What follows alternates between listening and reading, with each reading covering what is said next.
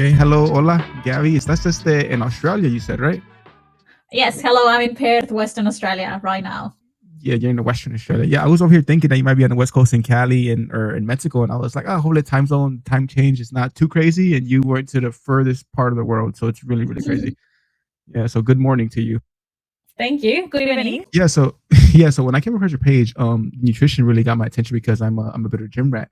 But I think what I consider my nutrition, it's more quote unquote bro science. It's not like very professional. It's more like amongst us gym people, like, oh, do this. It's more about hearing like myths almost, like going off of experience, like trying stuff and then it not working and trying something else. So the fact that you're delving in nutrition, the science that it really got my attention. Yeah, thank you. Thanks so much. And yeah, nutrition is something I 100%, I'm fascinated about. I love talking about it. I love the way our body uses nutrients and how there's so much we can do for ourselves through food. So I just find it fascinating. And in my area, which is more geared towards endurance, working more with runners and cyclists and triathletes, definitely nutrition plays a critical role in keeping that person able to go through the objective they want to achieve and get to that finish line full of energy and feeling strong. Yeah, like I've never hired a nutritionist. I'm not even aware of it. The only thing I remember when I was in high school, we played American football, tackle football, and I remember that I think it was the day of the game, they would make us a lot of pasta. Apparently, there was some science in that. Like, can you kind of delve into that? I just remember being like, okay, game day means that we're eating pasta for lunch for the game. So that's something that like delves into endurance too, like the carbs. Yeah, definitely. So the main reason for the pasta, which is probably one of the most stereotypical carb food for a sport, or like before a sport match or a sport race or something like that, is because carbohydrate is our main source of energy when we are being, let's say, powerful or seeking a speed, or we're looking for something that is as efficient as possible. And carbohydrate is going to give us that very quick energy. So in the case of football, you want someone to be able to have that sprint, to run across the field, to have the energy to endure that match, and having enough carbohydrate in storage in the system is going to allow them to achieve that. So yeah, definitely the science behind eating that pasta is in making sure that the athlete has enough. It's called glycogen, the way our body stores carbohydrates, so there's enough glycogen in the system to go through that gain. Okay, so basically, because like you said about carbs, like a lot of the gym community, it's like carbs are bad. No carbs, carbs, carbs. Is that if you're trying to cut, is that kind of true? Or do you still, obviously you still need some kind of carbs? Like where's the logic behind carbs are really bad as far as the gym weightlifting community goes? Yeah, so the thing is that for a long time, carbohydrates have been getting this bad reputation in terms of, because the body is stored, like, yes, we store them as glycogen, but eventually if you are consuming, let's say, energy in excess and you have saturated your glycogen stores, or your body's actually not using it as much, then it is stored as fat. But it's exactly the same as when we eat in excess of anything. It doesn't have to be only carbohydrate. The thing is that because it is so efficient, it is quicker, let's say, to store it like that as well. And when it comes to the gym, it's, let's say, because the requirement for energy in the form of carbohydrate is not as high as someone who is doing at the same time but doing a run. Like that person who's running is going to be using way more carbohydrate than the person who is doing gym. What happens is that our body needs energy in general, and simply thinking requires a lot of carbohydrate. So if you want to go on with your day and being able to concentrate and execute tasks, you do need carbohydrate in your diet. So simply just like eliminating it from it is not going to be helpful. Yeah, because also from my own experience, I've tried different things, in my weight loss, weight gain journey. I would work out fasted in the mornings.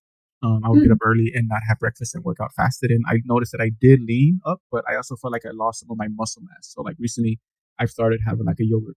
As soon as I wake up, I have a yogurt. So I have that in my system and I feel like my gains are kind of reflecting it. I feel like my muscle mass isn't like going down as it used to be. Because I felt like I was leaning up when I was working out fasted, but I was also losing my muscle mass, which is not what I want to do at the moment.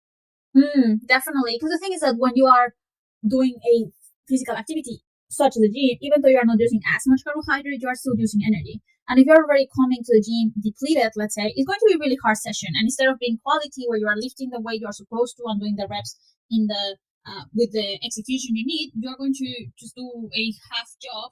And instead of getting the benefit of doing it properly, it's going to be halfway there. And if in terms of going through that, your body didn't have enough energy to cope with that effort, then it's going to chew itself almost. Yeah, because I think people who delve into the keto diet, they want to do that, right? They want to use the fat that is stored for energy. That's kind of the purpose of the keto diet. Are you familiar with the keto diet? Yeah, you mean the keto diet or keto diet. Yeah, yes, that's why you're so the expert. Yeah, keto. So like I'm honestly not. I can't exactly say what is the main goal behind it. Depends where you are looking at. If you are reading a women's magazine, it's going to talk about weight loss. If you are looking at a men's magazine, it's going to talk about muscle mass. If you're looking at a business magazine, it's going to talk about mental sharpness and focus, and that's what that's true. Very true. executives do. So it is definitely that's why it's hard to understand what is the main reason behind it.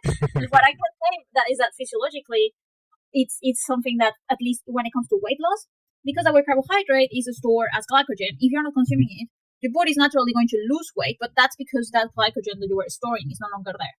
So yes, there's less weight in your body, but it's not necessarily fat loss. So that's why a lot of people get excited with it, because they started it, they easily drop at least 2 kilos very quickly, and they start thinking like, oh, this is the way to get that weight loss. And in reality, it's just another diet. It's just another calorie restriction, and any calories restriction in theory will lead to that weight loss anyway. Yeah, and it's very interesting. Side note, talking to people that are not like located in the U.S. Because I was kilos, right? It's always interesting. Kilos. It's much more simple to measure in kilos, but we're still stuck on pounds over here in the U.S. So that's always interesting. Ah, yes, that's right. Sorry, because every time I you're fine. You're fine. I appreciate it. I like it. Especially because we talk about distance as well. It's refreshing. It's refreshing to hear kilos. Like my experience, I'm working out in Ireland, in Austria, and working out and grabbing the dumbbells and feeling really weak because I was like, this is only so many pounds. Like I thought I could do more, but oh no, it's kilos. Like okay, you're good. Okay, I was kind of freaking out. Okay. But so your profession, is it more nutrition is based, or is it based on like helping athletes? Like could a quote unquote, is it only professional athletes that you kind of your clientele, or is it just the average soccer mom that wants to get in shape as well? Nutrition. So I would say, it's not just me who calls them like that, but now that the term everyday athlete is becoming more and more popular, and I love it because it definitely is where the majority of my clients would be. Is a client, it's a person who is committed to the sport, who is doing it consistently, who is enjoying it, but is not a professional athlete. Someone who has a family, a job, other responsibilities, who are not living and breathing only the sport as much as they would love to, but they have some other things going on, but they are still at least exercising five days a week easily. And this is not a requirement to work with me. It's just the type of people that usually come to me. Now, in terms of the sport, most of the people I work with, as I said, are endurance athletes. So more and more these days, I'm working with people who are going for longer and longer distance. So when it comes to triathletes, usually half Ironman upwards to Ironman and even Ultraman. And when it comes to runners, probably mostly starting from, let's say, 50 milers upwards in terms of the distance that they are running. So that's where most of my focus is these days. So that being said, you would like, you say a person who's doing like an Ironman run, you said, right? Ironman, that's what it's called. Like, what's your target with them? Like, do you meet with them and do you set up meal plans for them to get their body ready for the long punishment that's going to happen? Or how does that work? Yeah, pretty much. So what we want to achieve is, I mentioned, like, okay, so we want to achieve 3 things. So we want to, the first thing is that we want to get them to race day ready. So to get to that point, the nutrition focuses on making sure that they are eating enough, that the diet includes all essential nutrients, that they have the energy their body needs, that the nutrition around their training is structured in a way that is going to enhance the quality of the training and going to bring those training adaptations. So it means that every minute they are spending training is paying off, is actually making a difference for them. So that's the first objective we're looking. The second objective is that they go through the race full of energy. And to achieve that, it means that we're crafting a nutrition strategy for the time that they are essentially racing. What that means is that we need to understand which products are better for them, at what rhythm is best to consume them, the quantity that it will work better, the circumstances of the race. It depends on, well, in the case of an Ironman, it's quite straightforward, but there are other races where there are limitations, especially with runners, where the aid stations are in a weird distribution, or their crew doesn't have access to certain locations. So we need to work with those boundaries, let's say. So that's the second objective. And the third objective is that they cross that finish line feeling strong, feeling accomplished. And that is, of course, as a consequence of the first two. And also that we avoid any eventualities along the way in terms of not having any gut issues or not having any cramping or any other things that nutrition related could, let's say, in some cases can even ruin the race, but in some instances also it's just unfortunate, and it means that it delays or it stops them from like achieving the time that they were going for. Mhm. Yeah, so basically the way that the only experience I have from nutritionists in sports, I don't know if you're familiar with boxing that much. But with do you ever work with boxers? So my it's funny you mention it because my family are super like boxing fans. I My would hope brother so. used Yeah, they're to compete Mexicans. at Yeah. national level, and that Yeah. is It's that Mexican obsessed spirit. with it. Yes, So yes. yeah, my Yes. experience is more as someone who's part of a family who absolutely loves boxing. In terms of Yes. nutrition, I work in the State Institute of Sport in Nuevo León, Mexico, Okay. and I was in touch with some of the boxing athletes, but most of the work I was doing there was in endurance again. So I was working with kayaking, rowing, and sailing. Mm. So the brief experience I had with combat sports in terms of boxing and wrestling and other things like that was quite brief. Only when I was covering for other dietitians who potentially were away or something like that. Now, my only perception of boxing is that I don't know if you correct me if you're familiar with this, that you want to have like lean muscle, you don't want to be bulky. Because I feel like boxers who are really bulky, they don't last that long in the fight. It's like the body, the muscles need a lot of like hydration, like or something. Because basically in boxing, it's not like the movies where the boxers are all big and very muscular. Because that's not good. That's not in real boxing. That doesn't work. You know, it's more about lean muscle. Is there something there you can talk to about that?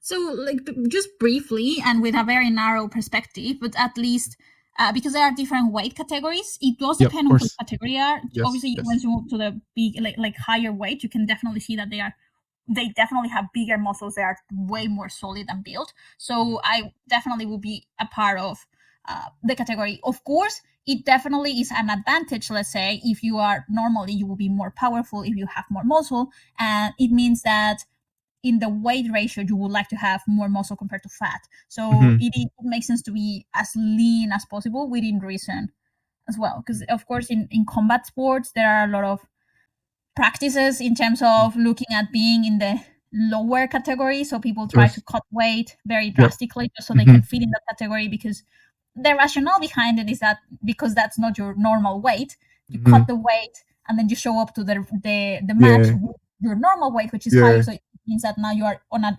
advantage against the opponent. So that is Yep. the rationale behind it. For some people, it works. For some others who are really drastic about the approach, it can 100% backfire, because what it means is that they are restricting a lot of energy. They are severely dehydrated. And by the time they come to the match, it's Yeah. hard to recover from that. Yeah. Yeah. Because I mean, there's stories about boxers cutting weight and not being able to drink water, like people putting water like on napkins on their lips for hydration. Yeah. Yes. So at least they are not thirsty. I'll say I wouldn't say Yeah. hydration, but at least it's like, well, just so you're not Yeah. that thirsty or desperate for it, Yeah. which is quite. It can be really dangerous. It also depends on the sport. This part I'm not 100% familiar with, but I know Yeah. that in certain sports you pretty much do the weigh-in, and 6 hours later you're on the match. In some others you do the weigh-in on the day before, and then the Yeah. next The day day you are doing the before. match. Yeah. So for example, I think boxing is one of those, which means that at least it gives you a whole day for you to recover from that severe depletion compared to someone who in hours has to be ready. Yeah. So you never dealt with a weight cut for like a client, like a weight cut. You never had to deal with that. No, only like briefly with the so in the Institute of Sport, most of the athletes we were seeing were teenagers. So Mhm. only briefly with that cohort. And of course there you have to be even more careful because these are Mm. athletes who are still developing. So Yeah. making them cut weight, it also can impact on their development. So yeah, it was very we were it was there was nothing drastic going on, that's for sure. Mm. Yeah, and then going back to boxing, so I said nutrition and boxing for me. That's all I know. Same thing with my family, boxing family. So there's that Mexican cultural background. But so Hmm. the things that I used to see on the programs were nutritionists. Sometimes they would bump heads with the training staff because they have the same athlete, right?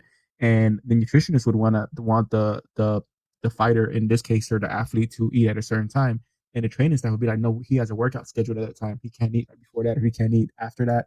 Do you ever kind of have to deal with that, like when you work with a certain athlete, like with the training part of his team and your nutrition? Do you ever kind of have to work? I mean, obviously you got to work around it, but it is that ever a conflict that you see?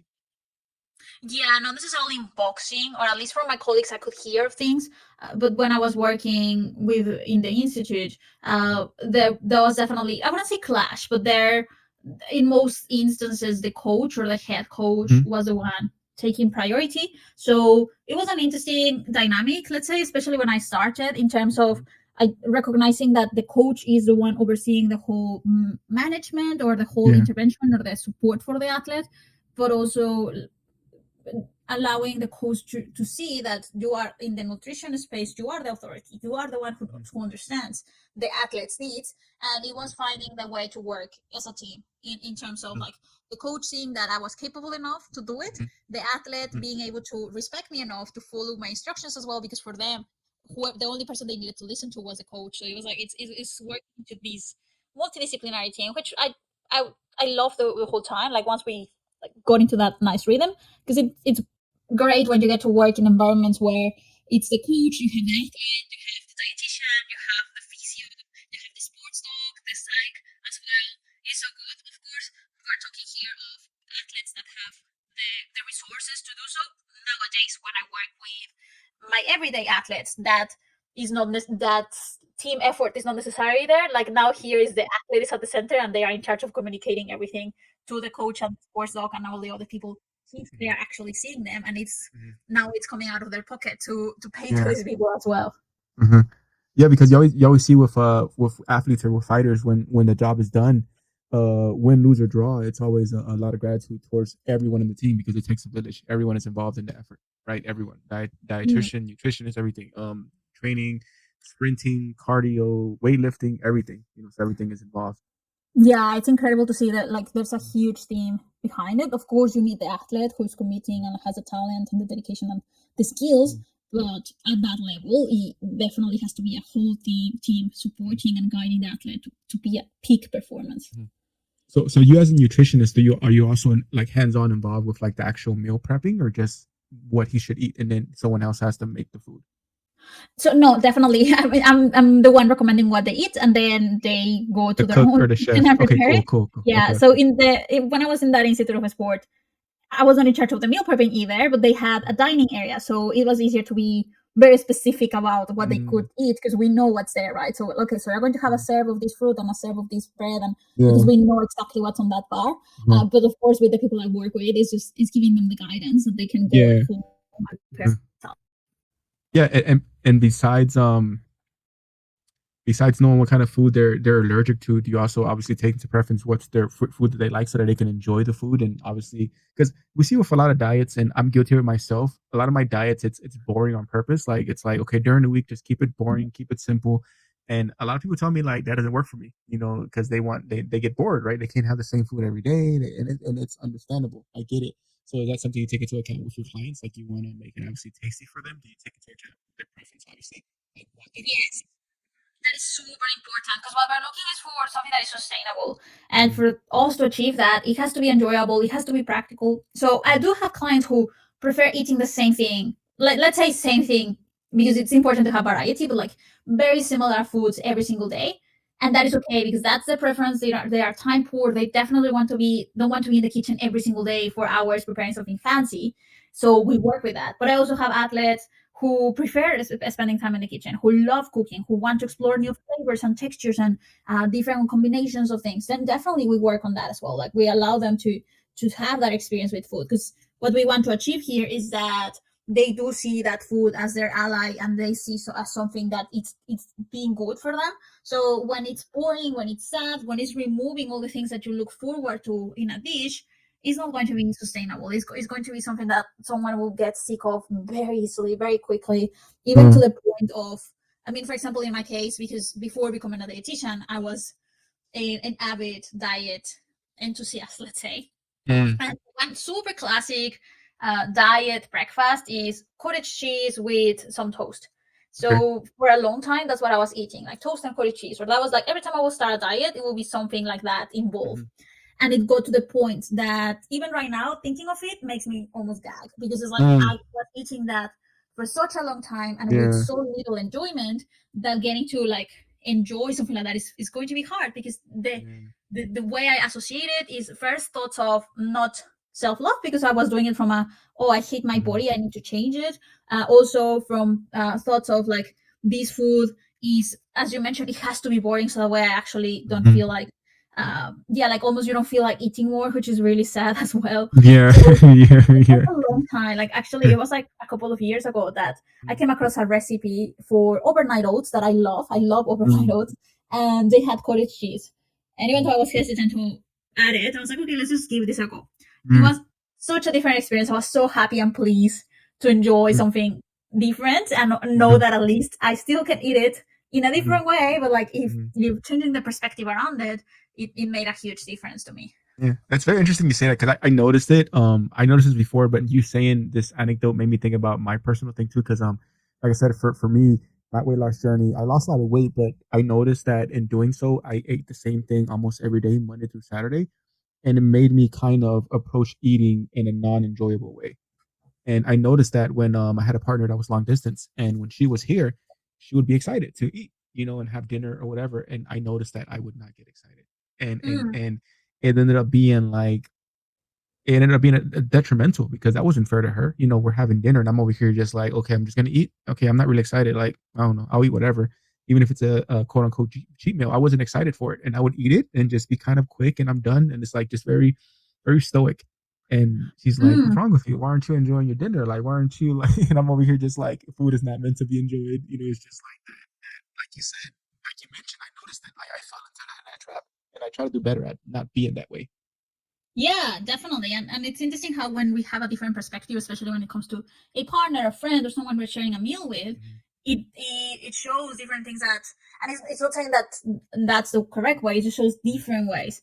In my case, it was the opposite. For example, whenever there was an opportunity to eat out, that's Mhm. when I would be excited because it was my opportunity to cheat Mhm. the diet, Yeah, right? So it was yeah, like, yeah. oh, I am allowed to, this time it doesn't count or something like Mhm. that.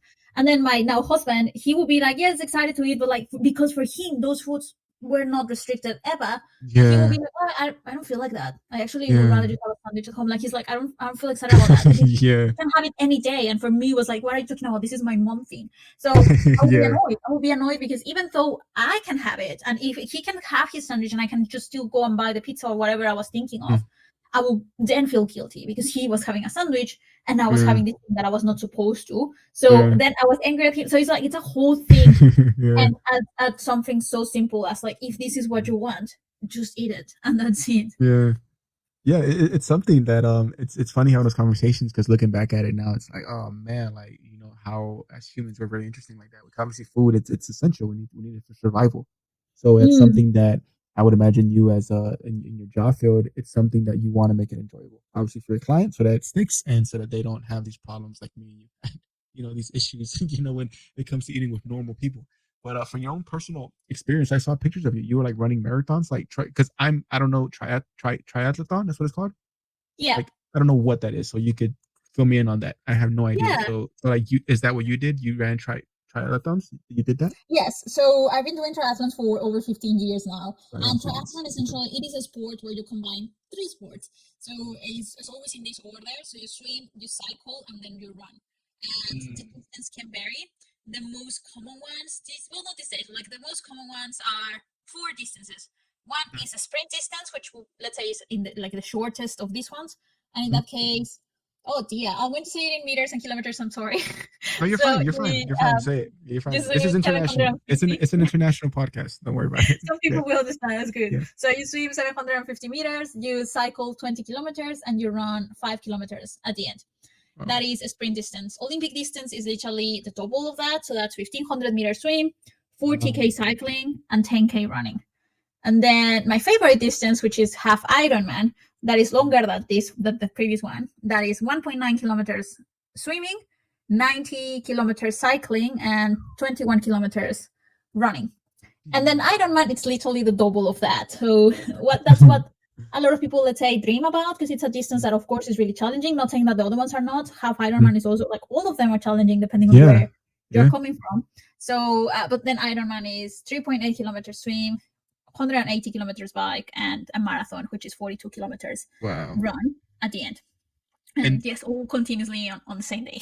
yeah, like no break in between. I mean, you could take a break, but it's gonna affect your time pretty much. Yes, exactly. Like the clock doesn't stop. So essentially, you come out of the water from swimming, you can take as long as you want to, like between swimming to the bike, but the clock's still going. So of course, for most people, they will prefer to take as little time as possible because you're still counting, right? But yeah, that's, let's say, the only break you get in between, because it's, yeah, you stop swimming and now you need to get on the bike, and then once you finish the bike, you need to go on and run. Yeah, I would imagine swimming is the most demanding of those three. Or which one did you feel was more demanding for you? It definitely depends who you're speaking with. So for a lot of people, well, it depends. Like many people who get into triathlon come with a background from at least one of those sports. Not everybody, but many, or at least they've done most of one in their life. So, like for example, someone who was in a team sport will feel a little bit more confident potentially running or cycling. And yes, there are a lot of people who come from the swimming background who will feel absolutely lost running because that's something they are not used to do a lot. So it does depend. In my case, because essentially I started as a swimmer, to me the swimming part, I still find it challenging. It's still something that I do, let's say, need to put effort in because that's part of it. But right now, the most challenging section for me has been cycling. That's something that I still need to develop. I still need to work on. For a while, I was doing better at the cycling part, but then I don't know if it's more that now my swimming and my run are so like good in between them, let's say, that now the cycling is the one that is staying behind. So that's the part I need to work on more. So yeah, it depends on the people's the person's background. A lot of people, I would say, it's definitely, if you don't swim, swimming is going to be the one that will take the longest, because at least cycling and running, most people had some experience and like it's easier to pick it up, whereas swimming is very challenging in terms of developing the skill, and it's not as easy as just like pushing hard and you'll swim faster. There's a lot of technique involved, and yeah, that definitely makes it very frustrating. What age was your first one? So, I'm not 100% sure, but I am fairly certain I probably was like 14, 15 years old. I know I said like more than 15 years. I'm 34 right now. So definitely almost 20 years. But those ones 34. were No, very... wow. Okay. I wouldn't have guessed it. You wouldn't have guessed. What were you thinking? 20, 28? I don't know. Oh, well, thank you. Thank you. Yeah, felicidades. Yeah, no. Yes. Yeah, good, cool. Good to know. But yeah, like essentially the way it started for me was because in my family everybody is very active, and I was already swimming.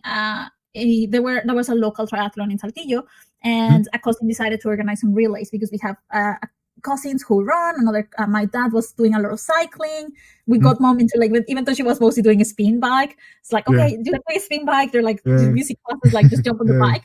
And it was a really enjoyable experience. I only did the swim, but from there I got hooked. I was like, I love this. This feels so challenging. I love this idea of trying different things. So I guess the seed was planted then. And then from there, every year, this triathlon will be like organized, and I will be like coming back every year to do it. So it was, let's say, at least 5 years or 3 to 5 years where my triathlon was like once a year doing this tiny triathlon where a week before I will be just cycling around the block of the house just to make sure I wouldn't fall. And like I will know how to properly dismount from the bike. That was my cycling training then. And eventually, once I started university, I joined a triathlon club, and that's when I became way more serious about it. So when you became serious about it, were you doing your own nutrition? Like, or did you seek help, advice, or internet? Like, did you do your own? Did you figure it out, trial and error, or how did you go about that? That's a great question. So I actually never, like, I did see a dietitian at some stage, but that was when I was not doing triathlon, but I was really, really active, because there were a lot of weight concerns when I was younger. I was very fixated, like especially all my high school. I spent it every single day in the gym for hours, or like not even to gym, like exercising in general. I will finish my lessons and then I will go to volleyball training. That will be like 1 hour each. And then from there, I will go to running training, another hour. And then from there, I will go to the gym and I will be there for at least 2 hours. So it was literally the whole day exercising. And yeah, I went to speak to a dietitian with the idea of like, hey, I don't understand what's going on. I am exercising so much and I'm not losing weight. And that's what I want. And of course, she put me on this like super restricted diet. I was not enjoying it. It was quite miserable, and of course I didn't lose any weight at all, because now I understand that that's the problem was the objective to start with. If I first had short advice from someone who was first more focused in a sport and coming with an idea of, I want to enjoy my sport more, I want to be more powerful, I want to be running better, the diet has to be extremely different to what I was getting. But that was all my experience working with someone giving me like direct advice. From there, everything was pretty much on my Mhm. own. And it was not until like, because when I was in university, I started to study nutrition. That was my main, well, that pretty much were alongside doing the triathlon training. But I always share about how even though I was very understanding the importance of the nutrients for the body, I was still so fixated in the dieting mindset that I couldn't marry them.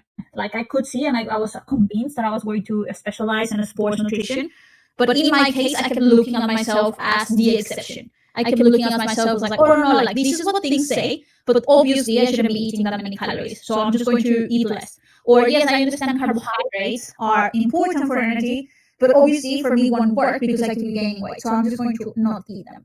So I kept doing like I kept bouncing on so many diets for so long, and definitely my performance suffered because even though I've been in love with triathlon for so long, the experience was not as enjoyable from a performance perspective. Yeah. Especially there was 2 years that I came across this gluten-free diet, so I stopped eating anything Mm. with gluten, which as a Okay. Mexican means stop eating bread, you stop eating tortillas, you still Yeah, stop that's having kind of hard. your Yeah, yeah, anti weekend, yeah. and it meant that I was missing out on lots of things, and also meant Mhm. that when it came to my races, I was not doing well because I was restricting a lot of carbohydrate, which is the Yeah. energy that.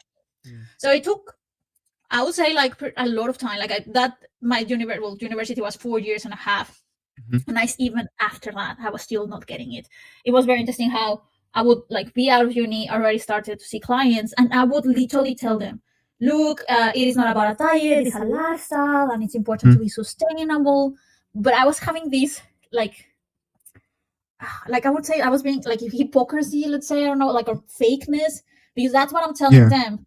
And yeah, internally, I'm doing 100% the opposite of what I'm telling yeah, people to do. I'm restricting and feeling guilty and trying yeah. diet after diet. So, Well, to be fair, you're probably trying to warn them because you were experiencing it too. So I wouldn't say you were a hypocrite. It was just that you were kind of stuck in there, so you're trying to avoid them being stuck in falling into the trap, yeah, there. potentially. I Yeah, actually hadn't seen it like that. But yeah, now I know that yeah. now what I say, it is aligned with Mhm. what I do. And Good. that's why I'm very vocal about it. Now I know I've been there, and I definitely don't want anyone to fall into that trap. Yeah. And anyone who's there, I want to help them get out of it.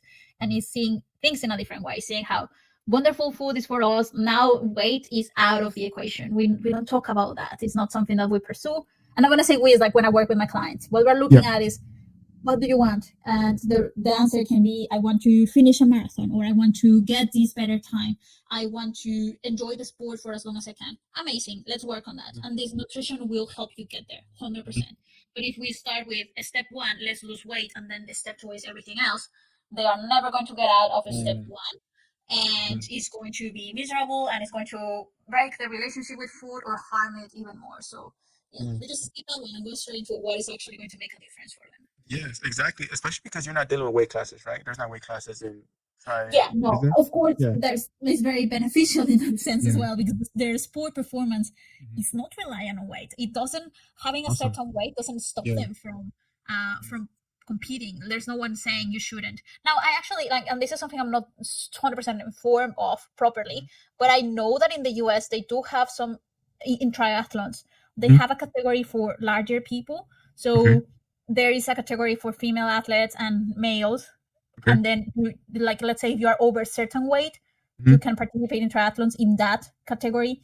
Okay. That's all I know about. So but in this case it's the opposite, that the all Yeah. of the weight classes, right? It's not like they're asking, oh, you have to be this weight to be in this Yeah. other one. It's Yeah. actually like, okay, look, if you are over this weight, you can come into this one where people of Mhm. your similar size are competing against each other, and that's it.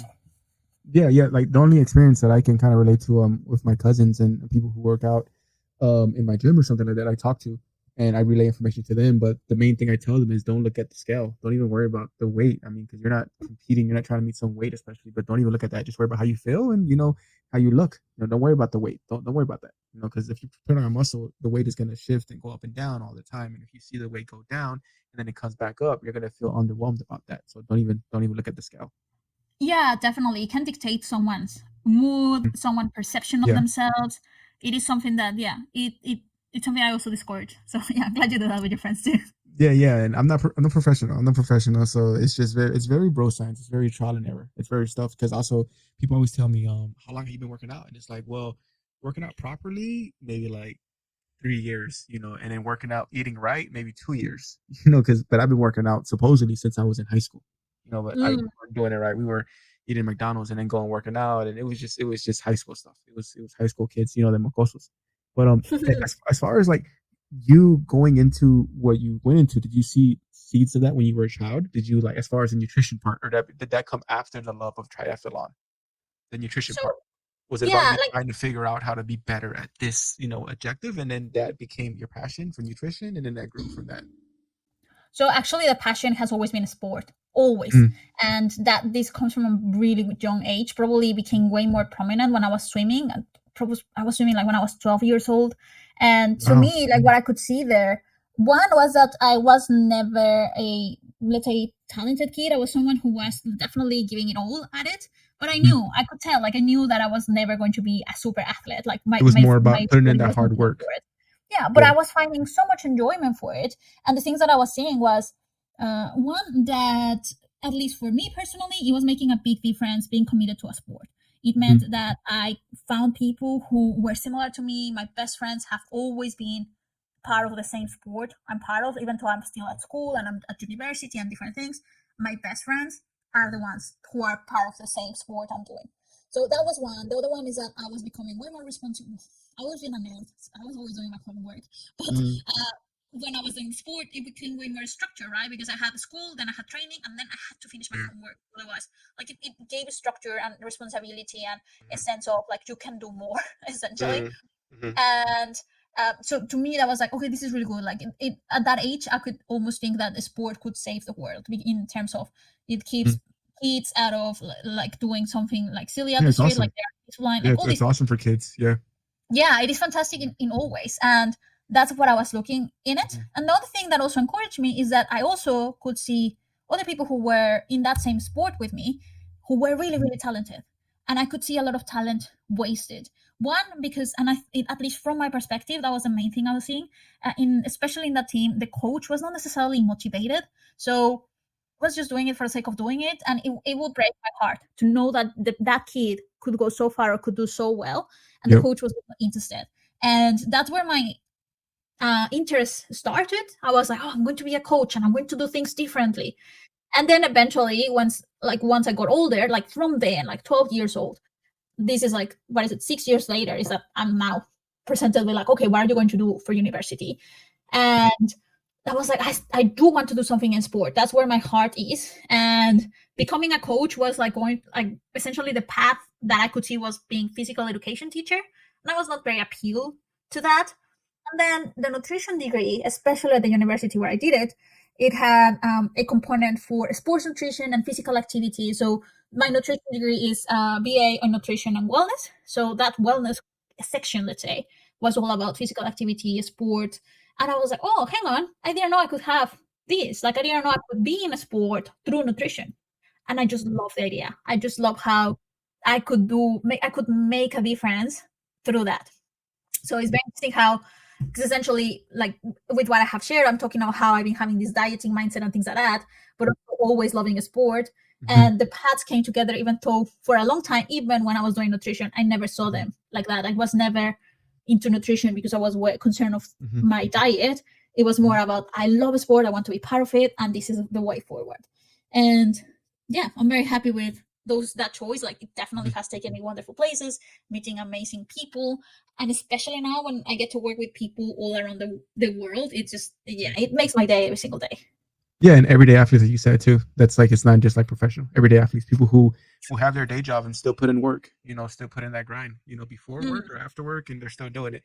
But that's a perfect segue to your company, your brand. So you want to speak on that? I see the sign behind you, so you can talk about that a little bit. Yeah, so yeah, happy to do so. So when I finished my nutrition degree, I probably like a few months later, I did start working in the State Institute for Sport, but alongside I opened my private practice. Back then, I call it Intensity Advanced Sports Nutrition, and I would teach everyday athletes, a lot of CrossFitters, more like getting into like some runners, some triathletes, but a lot of gym enthusiasts and CrossFitters, and like more wider variety of like people, and we're also a sport anyway. And then in so that was I finished in, let's say that started in 2013. And then in 2016, so 3 years later, I gained a scholarship to come to study in Australia, a master's degree. And that's how I essentially moved to Australia with the idea of, okay, I'm going to put this practice or my business on hold, and came to Australia to do the master's degree, and ended up meeting here who is now my husband. So I ended up staying in Australia for way longer than I thought I was going to. I finished that master's degree at the end of 2017. I ended up working in the Department of Health here for a few years. And of course, once COVID hit, and I was one of those people who pretty much got like, I don't know if it was necessarily COVID, but the opportunity presented itself with the physio that I was seeing because I was still doing triathlon. She encouraged me to start seeing clients. She was aware that I'm a sports nutritionist, and she's like, why don't you start seeing clients? Like, I know there's a need here for someone who understands the sport and who can help these people. So with that encouragement, it's like, okay, let's reopen this. Let's see how this goes. And that's how IntensEATfit was born, from the intensity sports nutrition I had before. And I rebranded to IntensEATfit, which felt more aligned to what I was doing now in terms of marrying that fitness with food, and how it's like the intense part of it, which is the people who are looking at that upper level. And yeah, the name. Yes. And it's very like I love it. I love the name. It's only annoying when I'm on the phone with someone because my email address is gaby@intenseatfit.com.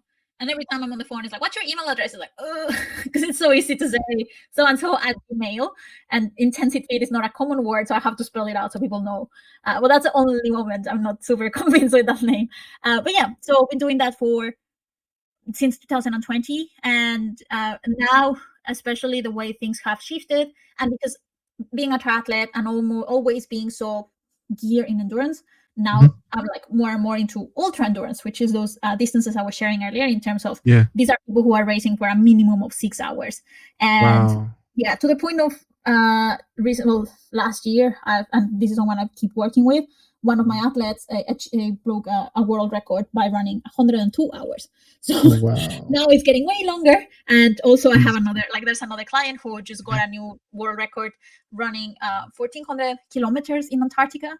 And so, yes, I work with everyday athletes achieving amazing things anyway. It's something that I'm very fortunate to have the opportunity to work with. It's awesome.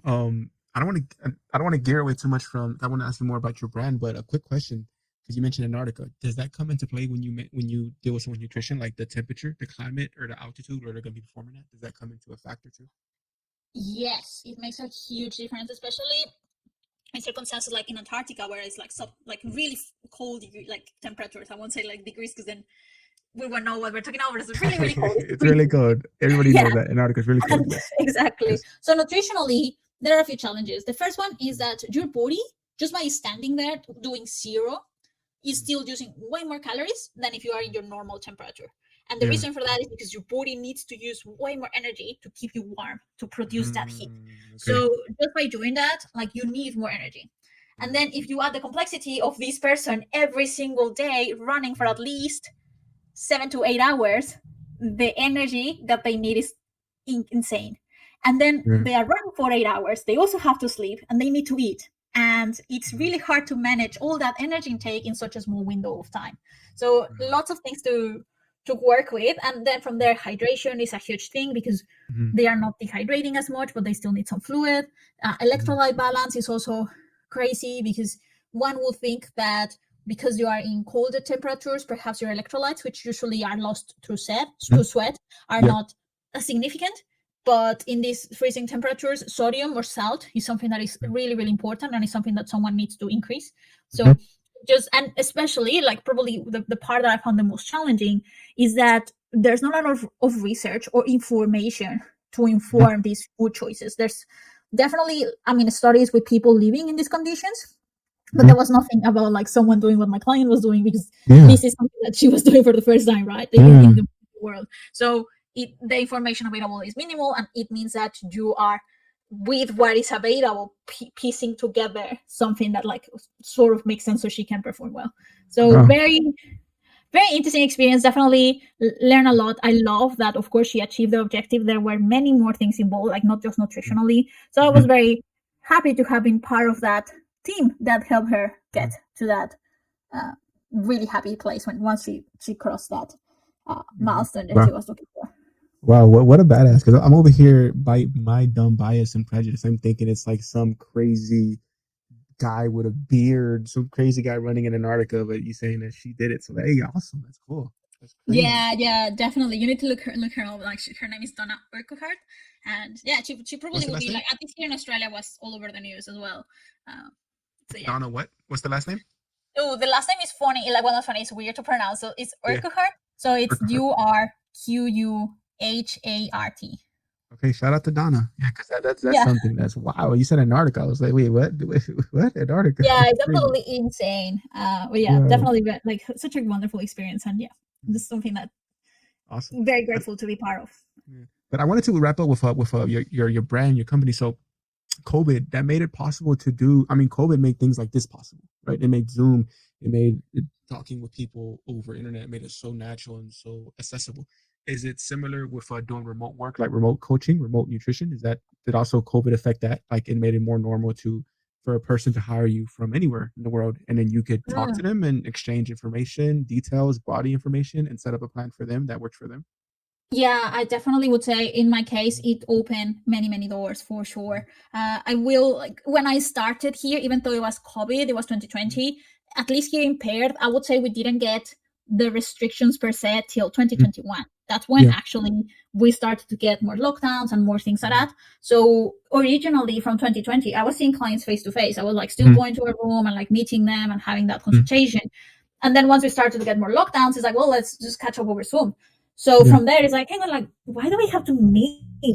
And like, we can really just like turn the computer on and do exactly the same thing we're doing in the room. It's like, yeah, let's just do that. So people Yeah. are really happy that they don't have to drive anywhere to see me, and also that I love that I was like I actually didn't click this, but for example, when I was working, I have a client who is in Iceland, Okay. and when I was seeing, I'm seeing him at the same time I'm seeing this person who's running in Antarctica, and I love Mhm. that my husband put on my Christmas card. Like I love how like your business has grown to the from Antarctica to Iceland. I was like, oh, hang on, Mm. like that's right. Like I can't believe like I'm seeing all these wonderful people from Yeah. everywhere. Now I'm like definitely it's not like every single country, but I love Yeah. that there are Yeah. places I that mean, I wouldn't just have even dreamed yeah. of. And now Yeah. they are my clients. It's just amazing. Well, yeah. It's una mexicana in Australia coaching someone in Iceland and Antarctica. It's just globalization. That's awesome. Yeah, exactly. So definitely, as much as I know that for like COVID was quite for many of us because definitely I lost family members as well. Like it was Mm. awful, but Mm. yes, like the us being pushed towards this hybrid and online environment. That's something that definitely, Yeah. at least in the case of the business, was beneficial for me. Yeah, it made people prioritize different things, and it made people realize that certain stressors are not necessary. Like you said, even commuting, even driving, a simple Mm. remote meeting, remote coaching is very practical. So that's something that it's like a silver lining. Obviously, people were affected and people passed away, which is tragic within itself. But it's something that, as humans, we evolved and we try to make the best of a situation after the fact. So that's something that Yeah. awesome. It's awesome that you're doing that with your brand, with your company. That's really good to see. And coming from our culture as a Mexican, because of the region where I'm from in Mexico, I guess it's more impoverished as well. We don't see. I mean, for me, it's a luxury that I even have the luxury of like, oh, I want to eat this today. Oh, I'm gonna eat some kale today. I want to eat some chicken today. It's such a luxury to have those choices and to work out and to eat protein and to worry about this. When people in my home state, it's impoverished. So it's like it's something that it's refreshing to see someone, another Mexican that has this background in nutrition and has the enthusiasm for it. It's really refreshing to see. Oh, thank you. Thank you so much. It has been amazing to have this chat with you. I've been enjoying it thoroughly. Definitely love. When I got your message, I was like, "Oh, Mexican as well." I was so excited to see Yeah, that. yeah, yeah. Yeah, it's been fantastic having this chat. Thank you so much. No, thank you, Gabby, and you're an awesome human, and keep crushing it, man. This is awesome. This is awesome. I'm gonna keep in touch with you, but this is awesome. And I saw also from your social media, your social Instagram, the way you publish content. That's awesome. I like the way you make it very digestible for the person. No pun intended, but very digestible content. For the people who follow you. That's cool. Thank you. Yeah, definitely been putting some effort there, and yeah, like trying to get the message out there. So if at least it gets someone across the line and like find a different way of approaching food and nourishment, I'm Of course. definitely happy. Yes. Thank you for this chat, and we'll talk soon. Thank you very Sounds much. good. Muchas Thank gracias. you. Buen Gracias a día. ti. Gracias. Igualmente, Chao. gracias. Bye. Chao.